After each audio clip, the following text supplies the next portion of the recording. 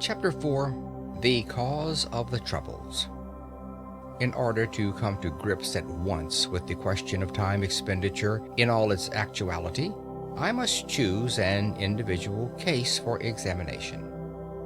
I can only deal with one case, and that case cannot be the average case because there is no such case as the average case, just as there is no such man as the average man. Every man and every man's case is special. But if I take the case of a Londoner who works in an office, whose office hours are from 10 to 6, and who spends 50 minutes morning and night in traveling between his house door and his office door, I shall have got as near to the average as facts permit. There are men who have to work longer for a living, but there are others who do not have to work so long. Fortunately, the financial side of existence does not interest us here. For our present purpose, the clerk at £1 a week is exactly as well off as the millionaire in Carlton House Terrace.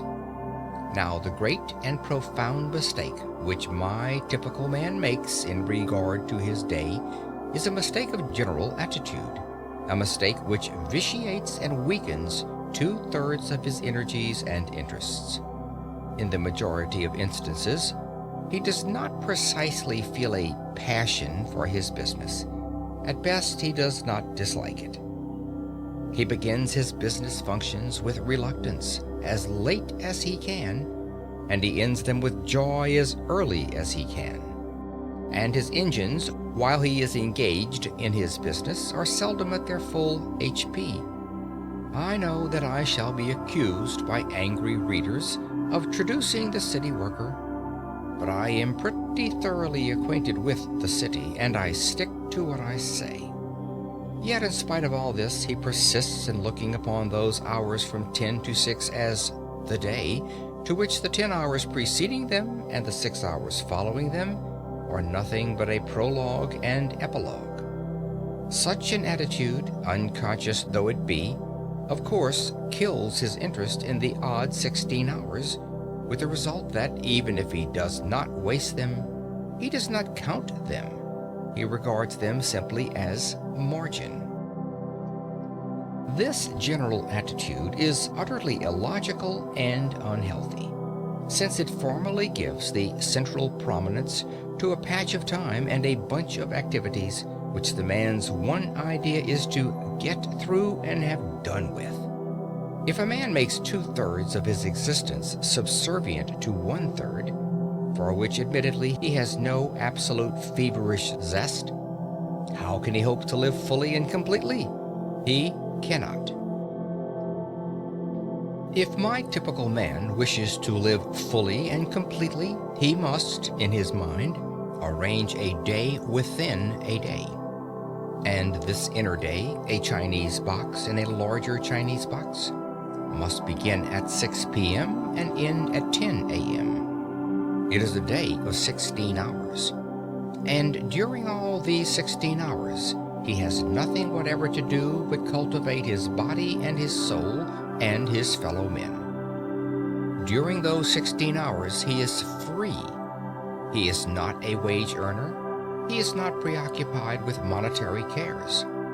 He is just as good as a man with a private income. This must be his attitude. And his attitude is all important.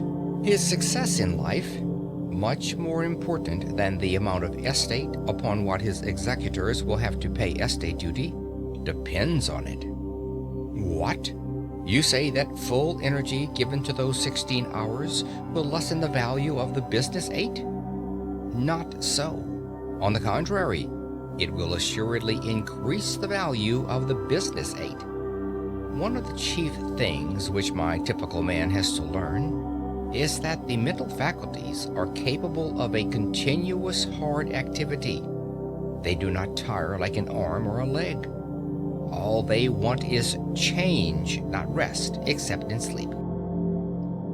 I shall now examine the typical man's current method of employing the 16 hours that are entirely his, beginning with his uprising.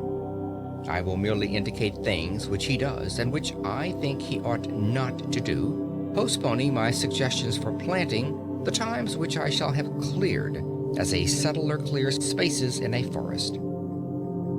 In justice to him, I must say that he wastes very little time before he leaves the house in the morning at 9:10. In too many houses he gets up at 9, breakfasts between 9:7 and 9:30, and then bolts. But immediately he bangs the front door, his mental faculties, which are tireless, become idle. He walks to the station in a condition of mental coma. Arrived there, he usually has to wait for the train. On hundreds of suburban stations every morning, you see men calmly strolling up and down platforms while railway companies unblushingly rob them of time, which is more than money. Hundreds of thousands of hours are thus lost every day simply because my typical man thinks so little of time that it has never occurred to him to take quite easy precautions against the risk of its loss. He has a solid coin of time to spend every day, call it a sovereign. He must get change for it, and in getting change he is content to lose heavily. Supposing that in selling him a ticket the company said, "We will charge you a sovereign, but we will charge you 3 halfpence for doing so." What would my typical man exclaim? Yes, that is the equivalent of what the company does when it robs him of 5 minutes twice a day. You say I am dealing with minutiae. I am. And later on I will justify myself. Now, will you kindly buy your paper and step into the train? End of chapter 4.